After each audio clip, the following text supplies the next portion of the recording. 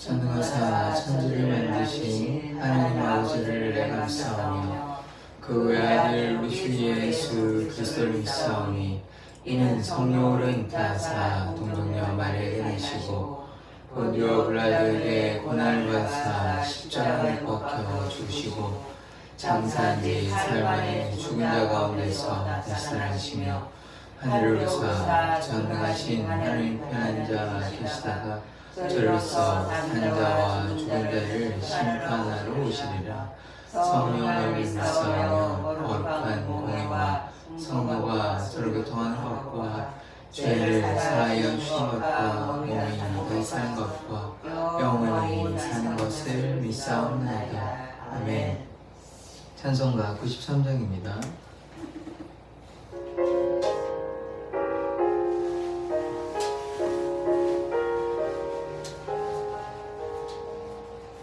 예수는 나의 힘이요 내 생명 되시니 구주 예수 떠나 살며 죄 중에 빠지리 눈물이 앞을 가리고 내 맘에 근심 쌓일 때 위로하고 힘주시리 주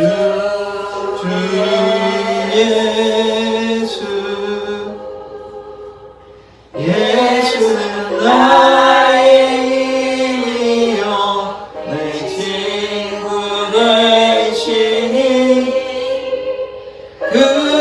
은혜를 간구하며 풍성히 받으리 햇빛과 비를 주시니 추수할 곡식 많도다 귀한 열매 주시느니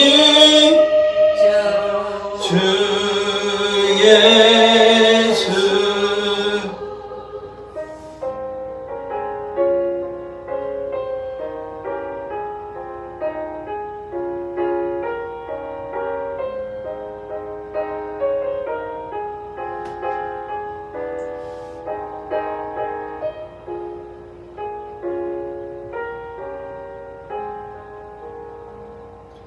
예수는 나의 힘이요 내 기쁨 되시니 그 명령을 준행하여 늘 충성하겠네 주야로 보호하시며 바른 길 가게 하시니 의지하고 따라가리 주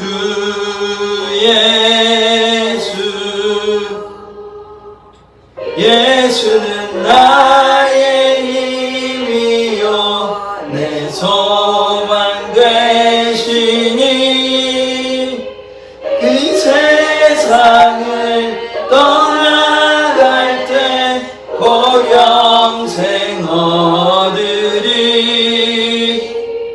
한없는 복을 주시고 영원한 기쁨 주시니 나의 생명 나의 기쁨 주 예수 아멘. 오늘 말씀은 사도행전 3장 21절에서 26절의 말씀입니다. 사도행전 3장 21절에서 26절의 말씀입니다. 21절 읽겠습니다. 하나님이 영원 전부터 거룩한 선지자들의 입을 통하여 말씀하신 바 만물을 회복하실 때까지는 하늘이 마땅히 그를 받아들이라. 모세가 말하되 주 하나님이 너희를 위하여 너희 형제 가운데서 나 같은 선지자 하나를 세울 것이니 너희가 무엇이든지 그의 모든 말을 들을 것이다.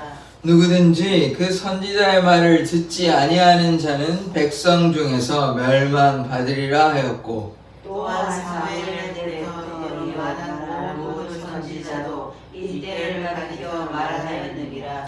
너희는 선지자들의 자손이요 또 하나님이 너희 조상과 더불어 세우신 언약의 자손이라. 아브라함에게 이르시기를 땅 위의 모든 족속이 너의 씨로 말미암아 복을 받으리라 하셨으니, 같이 읽겠습니다. 하나님이 그 종을 세워 복 주시려고 너희에게 먼저 보내사 너희로 하여금 돌이켜 각각 그 악함을 버리게 하셨느니라. 아멘. 하나님, 이 시간 하나님의 말씀을 듣고자 합니다. 주님께서 역사하여 주셔서 오직 예수 그리스도의 그 은혜 가운데 거하게 하여 주시옵소서. 감사드리며 예수 그리스도의 이름으로 기도드립니다. 아멘. 21절 말씀 보겠습니다. 하나님이 영원 전부터 거룩한 선지자들의 입을 통하여 말씀하신 바, 구약의 예언의 말씀대로 예수께서 오셨다, 이 말씀을 하고 있는 것입니다. 그래서 만물을 회복하실 때까지는 하늘이 마땅히 그를 받아들이라. 예수께서 오셨는데 구원이 완성된 것이 결코 아니라 원수를 발 아래 발등상 되기까지, 원수를 밟아 무너뜨리기까지, 다른 말로 구원이 완성되기까지 하나님의 우편에 예수께서 승천하시고 계시다가 다시 오시는 것입니다. 이 땅을 회복하셨으나 완전히 회복한 것이 아니라 완성되는 데는 시간이 필요한 것이죠. 그러나 예수님께서 반드시 이 땅에 오시고 그 전에 예수 그리스도의 그 고난으로 말미암아 구원의 문이 열리게 됐고 구원의 역사가 시작되었던 것입니다. 그러나 그 말씀은 선지자들로 인해서, 구약의 많은 선지자들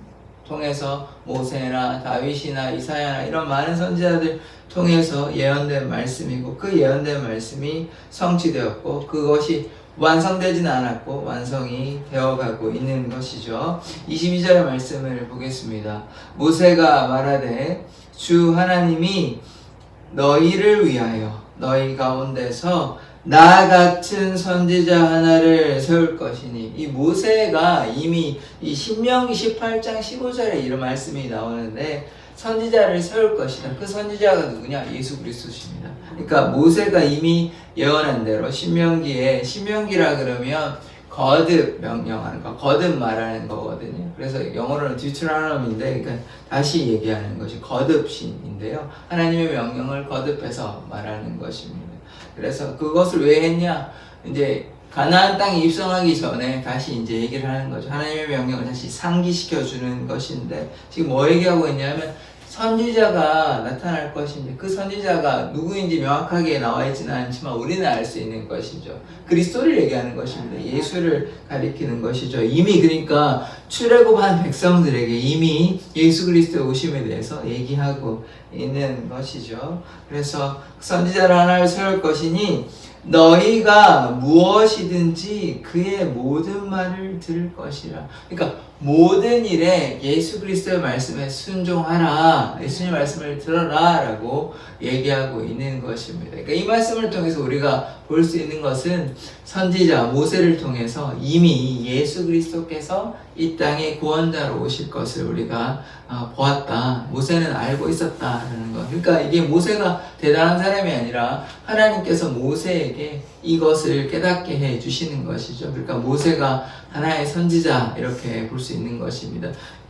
애국에서 이스라엘 백성을 이끌어낸 위대한 지도자이기도 하지만, 그러나 이 사실 그리스도께서 이 땅에 오실 거라는 것을 하나님께서 미리 깨닫게 해주셨다. 그래서 그 말씀을 통해서 우리가 볼 수 있고, 또 하나 우리가 더 알 수 있는 것은 이 출애굽했다는 것은 우리가 그냥 역사적 사건 이렇게 이해할 수도 있지만 그것으로 그치는 것이 아니라 상징적 의미가 있고 또 영적인 의미가 있거든요. 그러니까 우리가 이 땅에 우리가 살아가고 있지만 이 땅이 어떤 것이냐?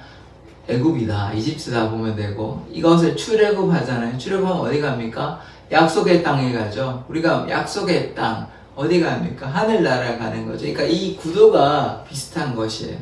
그러니까 요것을 통해서 출애굽을 통해서 우리가 이 땅에 거하는 것이 아니라 약속의 땅 가나안에 들어가듯이 우리가 이 땅에만 살아가는 것이 아니라 가나안을 바라보면서 약속의 땅으로 들어가는, 그게 이제 연결되는 상징의 의미가 있는 것입니다. 그래서 모세를 통하여 갔듯이 이제 모세를 대신한 선지자가 누구입니까? 그리스도죠. 그래서 그리스도를 통해서 이 땅에서 계속 사는 것이 아니라 그리스도를 통해서 하나님의 나라에 들어간다. 비슷하죠, 구도가. 그렇게도 이해하면 되는 것입니다. 그래서 그리스도를 통해서 우리 또 영원히 우리의 영원한 선지자 대신 그리스도를 통해서 우리가 구원함을 얻는다. 그래서 그리스도의 말씀을 들어라 라고 얘기하고 있는 것이죠.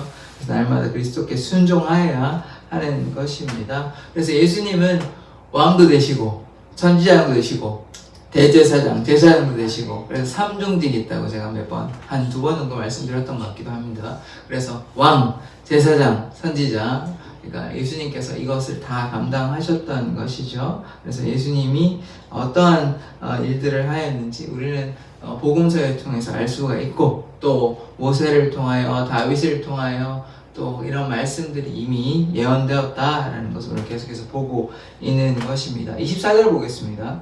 또한 사무엘 때부터 이어 말한 모든 선지자도 이 때를 가리켜 말하였느니라. 자, 사무엘에서부터 모든 선지자가, 그러니까 사무엘이 지금 어떤 사람이었냐면 사울 왕을 세운 사람이죠. 그러니까 사무엘도 하나님께서 귀 쓴 사람 아닙니까? 그러니까 사무엘이 뭐 어떤 이런 얘기를 한 건 아닙니다만 사무엘이 선지자고 그 뒤에 이제 나오는 많은 선지자들이 있습니다. 그들이 뭐 엘리야가 그리스도에 대해서 뭐 얘기한 건 없습니다만 그 뒤에 이제 이사야라든지 예레미야라든지 에스겔이라든지 뭐 미가라든지 이런 선지자들이 이제 모세나 다윗을 포함해서 이런 사람들이 뭘 했냐? 이 때를 가리켜 말한다. 이 때는 뭐냐면 그리스도께서 이 땅에 오시는 걸 얘기하는 것이며 구원자로 이스라엘 백성을 구하기 위해서 또 온 인류를 구하시기 위해서, 그러니까 이스라엘 백성을 단순히 근데 로마의 합쳐서 구하는 그 얘기를 하는 건 아닙니다. 그러니까 영적인 의미로 우리가 이해를 해야 되는 거죠. 구원의 문이 열렸다. 그래서 우리가 예수를 믿음으로 우리가 회개함으로 죄사함을 받음으로 주님 앞에 나아갈 수 있다. 이 때를 가리켜 이제 얘기하는 것이죠. 그 예언의 말씀 어제도 보았지 않습니까? 이사야 52장에 3장이 갑자기 헷갈리는데 53장입니까? 53장에 보면 그리스도의 고난당하는 장면 보았지 않습니까? 그래서 그 말씀들이 이미 예언된 말씀으로 시편이나 이사야나 예레미야나 에스겔을 보면 메시아에 대해서 분명히 다 얘기가 있습니다. 그 예언의 말씀이 그대로 성취되어 있는 것이죠. 자, 그 다음에 23절 보시겠습니다. 누구든지 그 선지자의 말을 듣지 아니하는 자는, 이 선지자가 누구라고 했습니까? 예수 그리스도죠. 그래, 예수 그리스도의 말씀을 듣지 아니하면 백성 중에서 멸망받으리라. 다른 말로 예수님 믿지 아니하면 구원받지 못합니다. 말 그대로 멸망당하는 거 맞아요. 영벌에 처하는 거 아닙니까? 그래서 우리가 예수님 믿어야만 구원받을 수 있다. 이 사실 우리가 반드시 기억해야 됩니다. 이틀 전인가 제가 말씀을 드렸잖아요. 예수님께서 십자가에 달려 돌아가신 게 나의 죄 때문이라는 고백이 나와야 되는 것입니다. 그래서 그리스도와 연합하는 것이에요. 예수님께서 십자가 사건이 나와 무슨 상관이냐라고 얘기하면 절대로 예수님을 믿을 수 없습니다. 그래서 예수님을 믿음으로 말미암아 멸망당하지 않는 거죠. 근데 반대로 예수님 믿지 아니하면, 말을 듣지 아니하고 순종하지 아니하면 멸망당하는 것입니다. 그래서 예수 안에 생명이 있고 구원에 있는 것입니다. 25절 너희는 선지자들의 자손이요. 자, 그래서 결국은 선지자를 누굽니까? 이스라엘 백성 아닙니까? 그래서 선지자의 자손이고, 또 하나님이 너희 조상과 더불어 세우신 언약의 자손이라. 이 언약의 자손을 우리가 주목해야 되는데, 아브라함에게 약속하셨죠. 바다의 모래와 같이, 하늘의 별과 같이, 밤하늘의 별과 같이 자손의 수가 많아지게 될 것이라. 실제로 많아졌습니다. 이스라엘 백성이 원래 70명 정도가 애굽에 들어갔죠. 그런데 어떻게 됐습니까? 200만이 넘는 인구가 되어서 나왔으니까 바다의 모래와 같이 하늘의 별과 같이 많아지게 된 거죠. 그 약속이 성취되었습니다. 그러니까 하나님께서 아브라함과 약속하신 그 언약의 자손 맞지 않습니까? 아브라함의 자손이죠. 그러니까 아브라함이 중요한 것은 순종함으로 말미암아 하나님께서 그 약속을 세우셨고 그 약속을 지키셨습니다. 하나님께서는 약속을 절대로 어기시지 않습니다. 그런데 불순종하면 또 달라지는 거죠. 하나님이 약속을 어기신 게 아니라 사람들이 죄악 가운데 가고 우상 숭배하고 어기는 것이죠. 첫 번째 약속 어긴 사람 누굽니까? 아담과 하와죠. 약속을 깨뜨렸지 않습니까? 이스라엘 백성은 어때요? 약속을 깨뜨렸습니다. 그래서 사실은 뭐 나중에 또 얘기할 기회가 있는데 보면 모세가 중재해가지고 2번이나 중재해가지고 이스라엘 백성들이 어떻게 됐냐면 다 멸망시키려고 했어요. 하나님께서 이스라엘 백성을 다 멸망시키려고 했습니다. 왜냐하면 어떤 사건 때문에 2가지 사건이 있는데 송아지 만들었던 사건이 있잖아요. 이제 모세가 시내산에서 기도하러 가고 하나님 만나러 가니까 송아지 막 우상 만들어가지고 그때 또 하나님께서 다 진멸해 버리려고 그러거든요. 뭐 어떻게 하려고 그랬냐면 하나님의 계획은 그 당시에 새로 만들. 모세도 아브라함이 자손이고 모세를 통하여 이제 새로 만들려고 다 멸해버리고 그렇게 하시려고 한 번 또 있었고 또 언제 있었냐면 가나안 정탐 우리가 잘 아는 가나안 정탐꾼인데 10명은 다 막 안 된다 그러고 2명만 여호수아가 가려면 그 사건에도 다 진멸해버리려고 그래요. 그러니까 모세가 중재하는 사건이 2번이나 있습니다. 그래서 왜 그게 중요하냐? 하나님이 다 없애버리려고 그랬다고. 모세의 가정을 놔두고. 그러니까 뭐 그렇게 하려고 그랬는데 다 하나님께서 어쨌든 모세가 하나님께서 그냥 안 죽이시려 광야에 보내서 죽이시려고 하냐? 우리 좀 막 중보하고 어떻게 또 얘기하냐면 그 송아지 만드는 사건에는 나의 이름을 제하여줘 생명책에 제하여줬다 이런 얘기까지 하거든요. 그러니까 중보에 2번이나 그렇게 살려주시는 것입니다. 그래서 다 살아나서 결국은 또 가나안 땅에 들어가죠. 그런 역사, 그런 일이 일어나는 것입니다. 그래서 하나님께서 지금 뭘 얘기하고 있냐면 약속을 지키시는 분이시다. 약속을 성취하시는 분이시다. 지금 이 얘기를 하고 물론 위기가 있었습니다. 그들의 죄악 때문에 그런 것이거든요. 하나님이 약속을 성취하시지 않는 것이 아니라 그들이 죄악 가운데 가지고 우상숭배하지 말라고 분명히 얘기했다고 출애굽한 다음에 십계명 주셨잖아요. 우상숭배하지 말라, 다른 신 섬기지 말라 했는데 분명히 얘기하고 모세가 올라가니까 우상숭배하는 것이 하나님이 얼마나 지금 속이 아프시겠어요. 상하시는 거죠. 그래서 막 진멸하려고 그러다가 이제 살려주시는 것입니다. 모세가 중재를 해가지고.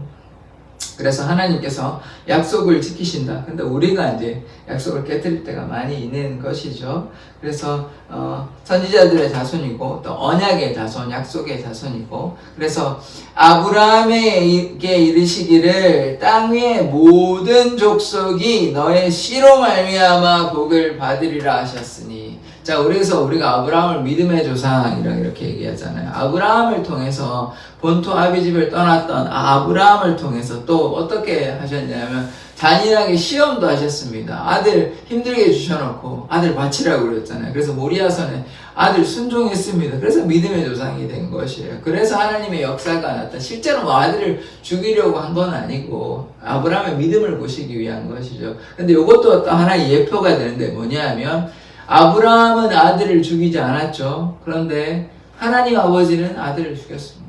그러니까 이게 상징이 되는 것이에요. 이게 다 연결이 되는 것이거든요. 그러니까 그 얼마나 놀라우신 사랑입니까? 아버지가 아들을 죽인다는 건 이건 사실 뭐 어떤 잘못된 일이 아니고 누가 아버지가 제대로 된 아버지라면 자기 아들을 죽이겠습니까? 자기 자녀를 죽이겠냐고요. 그러니까 얼마나 우리를 사랑하셨냐. 그러니까 아버지의 사랑도 우리가 이해를 해야 되는 것이고 당연히 그리스도의 사랑도 우리가 당연히 이해를 하는 것이죠. 그러니까 하나님의 이 사랑은 그러니까 어떻게 우리가 이해할 수 있냐면 아버지께서 아들을 내어주신 사랑, 그래서 그리스도께서 본인을 죽은 사랑, 사랑하는 친구를 위해서 죽는 것보다 더 큰 사랑이 없다고 했는데 자기 자신을 내어주셨잖아요. 그리스도 입장에서 보면. 그래서 그 사랑이 무한하다. 그 십자가를 우리가 보았을 때는 하나님의 그 무한하신 사랑을 반드시 이해를 해야 하는 것입니다. 그래서 아브라함은 언약의 자손이고 그 언약을 성취하셨다.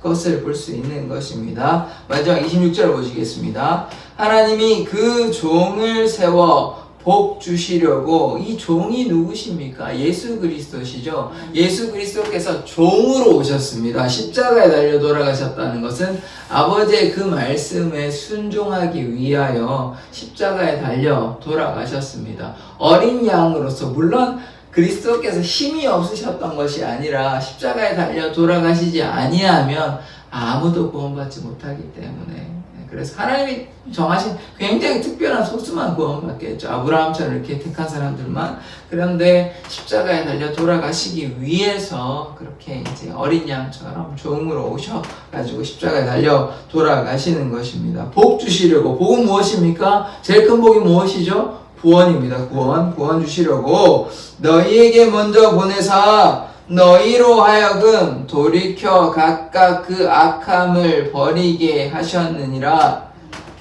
예수 그리스도 이 땅에 오신 것은 악함을 버리고 죄의 노예가 아니라 하나님의 나라에, 그리스도의 나라에 동참하는 것이죠. 그래서 우리가 죄의 노예가 되어서는 결코 안인이 되는 것입니다. 이 악함이라는 것은 세상을 쫓아가야면 안 되는 것입니다. 세상을 쫓아가는 것이 악이에요. 자, 이 세상의 주관자가 누굽니까? 우리가 날마다 영적 전쟁 하거든요. 우리에게 악한 마음 들잖아요. 그러니까 그 악한 마음이 누구에게서 오는 것일까요?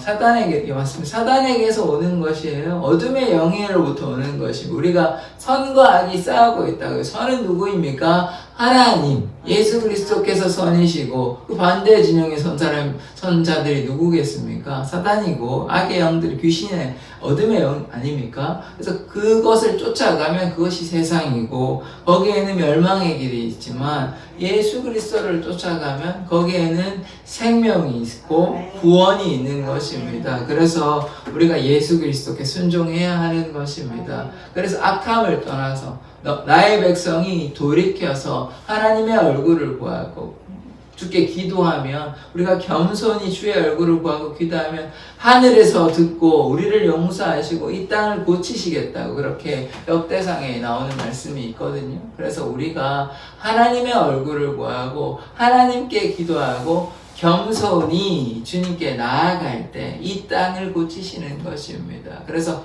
우리에게 원하시는 것이 무엇입니까?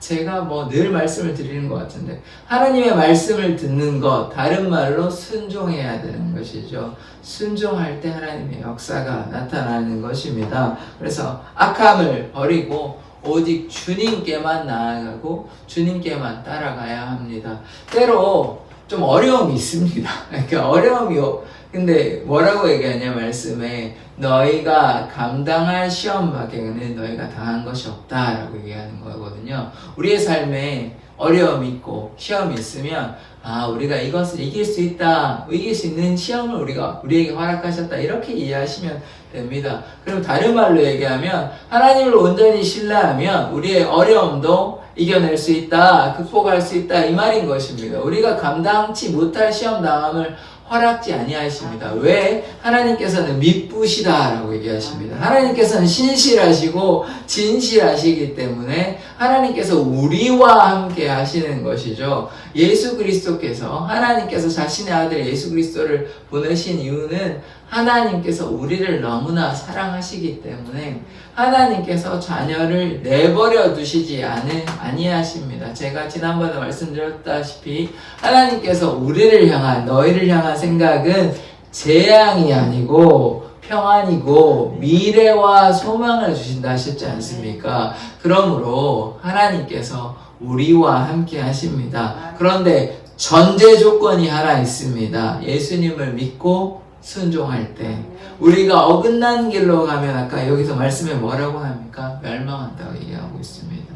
순종할 때 생명이 있고 구원이 있는 것입니다. 하나님께서 우리와 함께 하시기를 원하시는데 우리가 말씀을 듣지 않고 어긋난 길로 자꾸 나아가면 거기에 어떻게 구원이 있겠습니까? 하나님께서 잘못된 길로 가는 자들을 억지로 데리고 올 수는 없잖아요. 우리가 해야 될 것이 있다고요. 아담과 하와가 순종하면 에덴 동산에서 영원히 행복하게 살 수 있었다고요. 그러나 불순종했고 이스라엘 백성이 불순종함으로 광야에서 40년에 가까운 그런 삶을 살았던 것입니다. 불순종함으로 우상 숭배하고 불평하고 원망하고 이것이 하나의 상징이라고 우리에게 시사하는 바가 무엇입니까? 우리도 이 광야 같은 세상 가운데서 하나님께 순종하지 않냐고 우리 마음대로 살아가면 거기에 구원이 있겠습니까? 1세대들은 다 죽었습니다. 몇 명 빼고는요. 왜냐하면 불순종하고 원망하고 불평하였으니까. 우리도 마찬가지입니다. 2세대들은 가나안 땅에 입성했거든요. 그러니까 바다와 같이 모래가 많을지라도 남은 자만 구원 얻는 것입니다. 남은 자만. 하나님께서 택하신 자들, 하나님께 순종하는 자들만 구원 얻는 것입니다. 구원은 하나님의 선물이지만 그것을 너무 가볍게 여겨서는 안 됩니다. 우리가 뭐 고행한다고 해서 어떤 열심을 가진다고 해서 구원을 얻는 건 아니지만 그렇다고 해서 구원이 값싼 싸구려 선물이 결코 아닌 것입니다. 예수 그리스도의 그 십자가로 말미암아 우리가 구원을 얻은 것이거든요. 그러면 그 구원의 선물을 우리가 소중히 여기고 하나님께 순종함으로 나아가야 되지. 뭐 나 구원 받았어. 이제 나 그냥 편하게 살래. 이러면 안타깝지만 구원이 없을 수 있습니다. 구원이 완성되어지는 것이지 한번 나 옛날에 열심히 했고 구원 받았으니까 이제 끝났어 라면 그렇게 생각하면 구원 못 받을 수 있습니다. 죽을 때까지 우리가 이 땅을 떠날 때까지 하나님께 순종의 삶을 살 때 약속의 땅에 들어가는 것이 가나안 땅에 들어가는 것이지 나 옛날에 한 5년 10년 열심히 했어 지금 이제 그만하면 됐지 라고 착각하시고 오해하신다면 그 사람에게 구원이 없을 수 있습니다. 계속해서 죽을 때까지 하나님께 순종의 삶을 살아야 하는 것이죠. 그것을 위해서 우리가 이렇게 노력하는 것입니다. 우리의 마음을 하나님께 드리는 것이라고요. 그렇게 할 때 하나님의 역사가, 하나님의 그 구원의 역사가 우리에게 나타날 줄 믿습니다. 약속을 성취하시는 여호와십니다. 우리의 힘과 능력을 하는 것이 아니에요. 성령께서 함께 하심으로 예수께서 우리와 함께 하시기 때문에 우리가 오늘 하루도 살아갈 수 있는 것입니다. 하나님의 은혜가 없으면 우리는 하루도 살아갈 수 없는 연약한 존재라는 것을 너무나 잘 아시지 않습니까? 우리가 오늘 걷고 예배 나오고 음식도 먹고 이렇게 우리에게 생명 주시는 분이 누구십니까? 예수님입니다. 하나님입니다. 하나님이 없으면 내일 못 일어날 수도 있는 것입니다. 우리가 어떤 일을 당할지 어떻게 알아요? 생사화복을 주관하시는 분이 누구십니까? 하나님이십니다. 그러므로 날마다 감사하며 사십시다. 하나님께서 우리에게 생명 주셨고 함께 하십니다. 그러나 반드시 우리는 순종함으로 나아갔으면 좋겠습니다. 그럴 때 우리의 삶을 통해 하나님의 역사가 나타나십니다. 우리를 구하여 주시고 우리를 인도하여 주시고 우리를 붙잡아 주십니다. 우리가 낙심 가운데 거하는 것이 아니라 기쁨 가운데 감사 가운데 거할 수 있는 것은 하나님께서 함께 하시기 때문입니다. 기도하겠습니다. 하나님, 날마다 주를 향해 믿음으로 나아가는 자 되기를 원합니다.